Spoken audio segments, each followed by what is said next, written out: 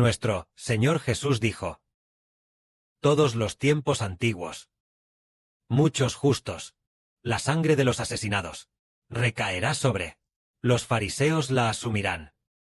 ¿A qué se debe eso? El Señor dijo: los fariseos. Dios envió muchos profetas y personas justas. Aquellos de ellos que fueron asesinados, fueron todos asesinados por los fariseos. Por eso el Señor dijo, y por el Espíritu Santo de Dios también dice: yo envío a mis profetas, apóstoles y maestros. A ustedes. A algunos de ellos matarán, ejecutarán en la cruz. A otros de ellos ustedes azotarán en sus sinagogas, de una ciudad, y perseguirán a otra, para que toda la sangre de los justos derramada recaiga sobre ustedes.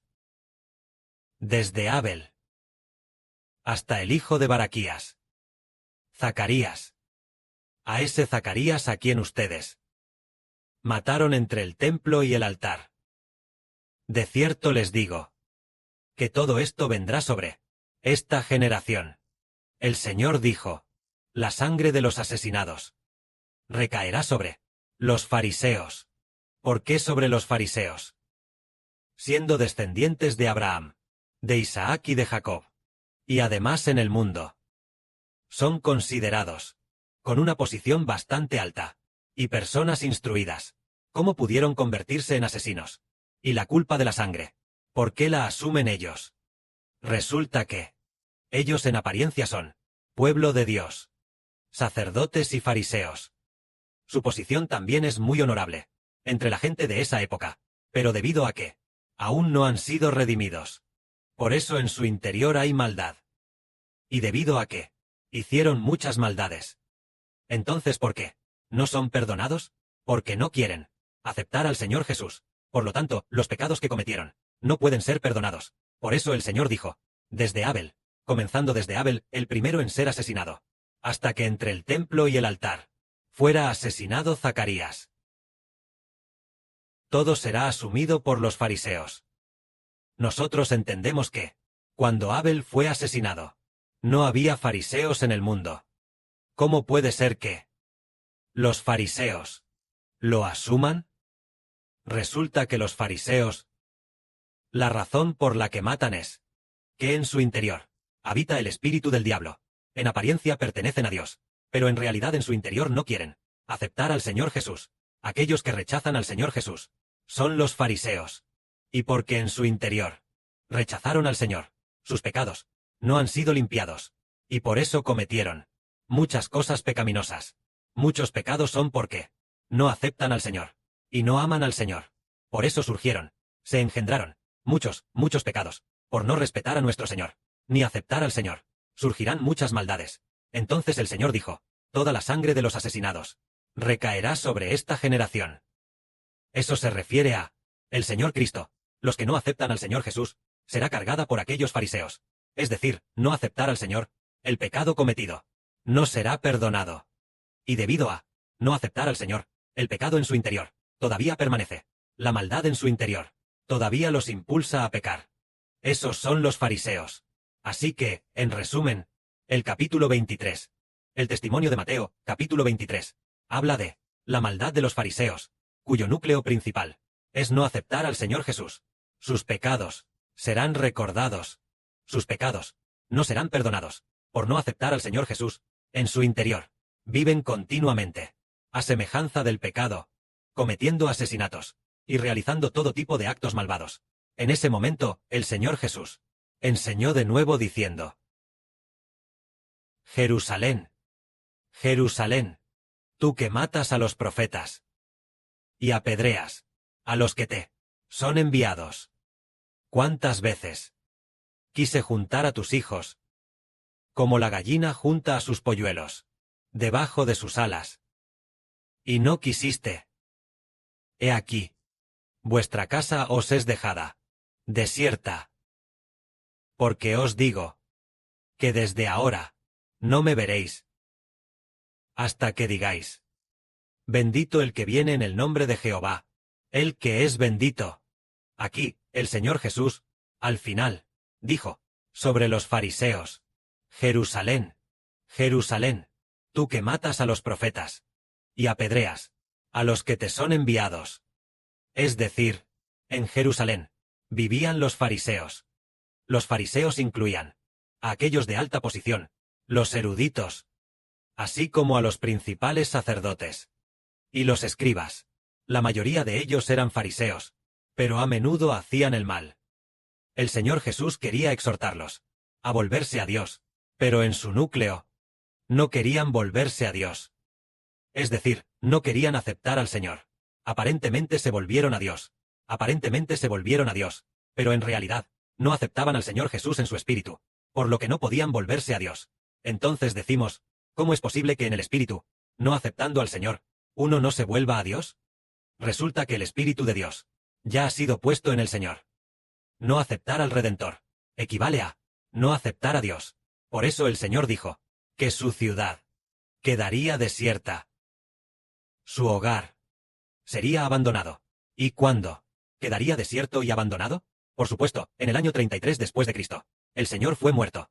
Más tarde, en el siglo I. En el año 70. En el año 70, los soldados romanos destruyeron Jerusalén. Y también destruyeron el templo. Después, los judíos fueron llevados cautivos. Fueron llevados cautivos a todas las naciones. Llegando a esta época. Llegando a 1958. Los judíos regresaron a su patria. Y fundaron el Estado de Israel.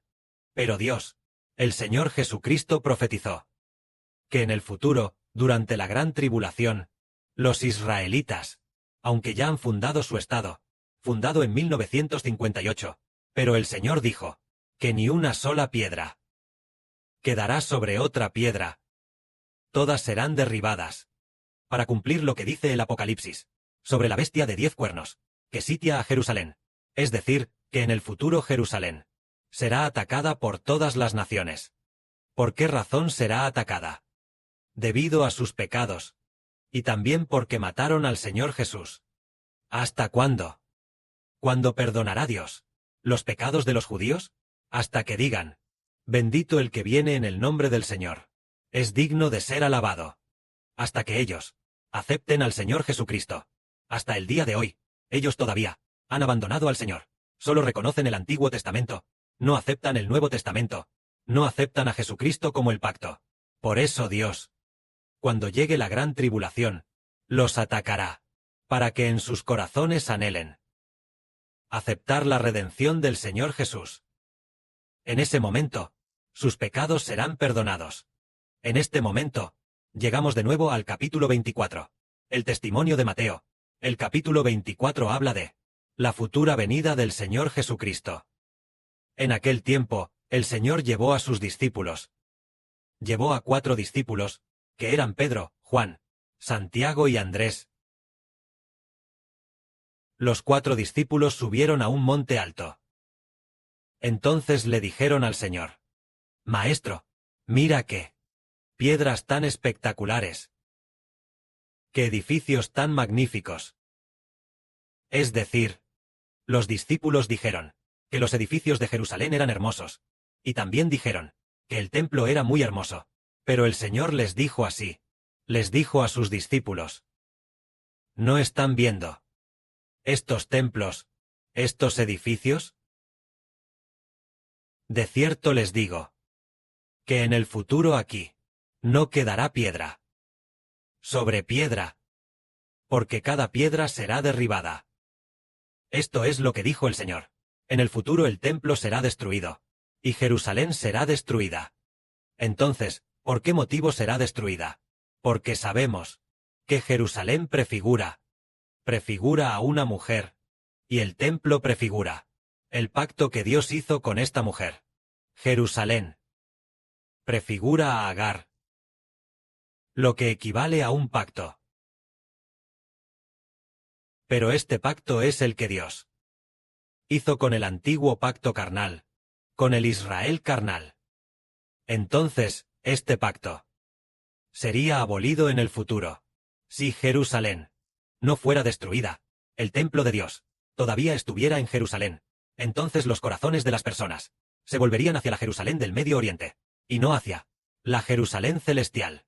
Si el templo no fuera destruido, los corazones de las personas seguirían volviéndose hacia el templo del Medio Oriente, y no aceptarían al Señor Jesucristo, porque el Señor Jesús vino al mundo diciendo: en el templo no encontraréis a Dios. Si creéis en mí, encontraréis a Dios. Yo soy el verdadero templo de Dios.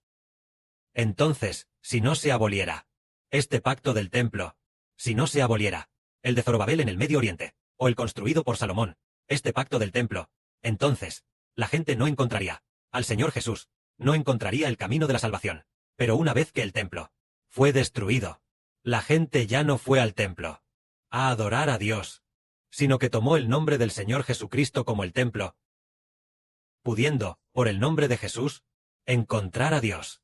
Así que, si la Jerusalén del Medio Oriente no fuera destruida, la gente pensaría erróneamente que la Jerusalén del Medio Oriente es la ciudad santa de Dios, pensaría erróneamente que es la ciudad santa de Dios. Entonces la gente iría al Medio Oriente, a Jerusalén, para presentarse ante Dios, y así, los corazones de las personas no se volverían hacia el reino de los cielos. Precisamente por esto, el Señor dijo: en el futuro el templo será destruido, y la ciudad santa de Jerusalén también será destruida.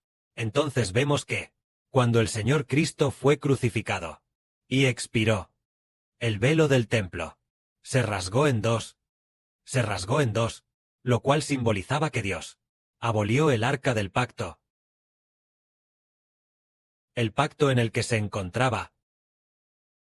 Abolió el pacto establecido con el Israel del Medio Oriente, para establecerlo con una nueva nación.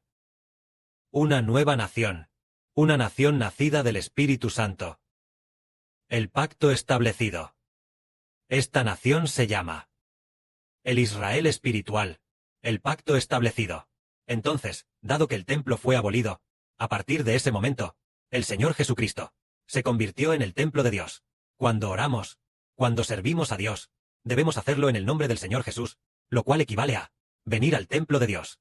Todos los que están bajo el nombre del Señor Jesucristo, todos los que proclaman en el nombre del Señor Jesucristo, en el nombre del Señor Jesucristo, las personas que sirven a Dios, se convierten en aquellos que están bajo el nuevo pacto. Y precisamente por eso, el templo debía ser destruido, y Jerusalén también debía ser destruida, hasta que el Señor Jesucristo vuelva. La gente de Jerusalén entonces será salva.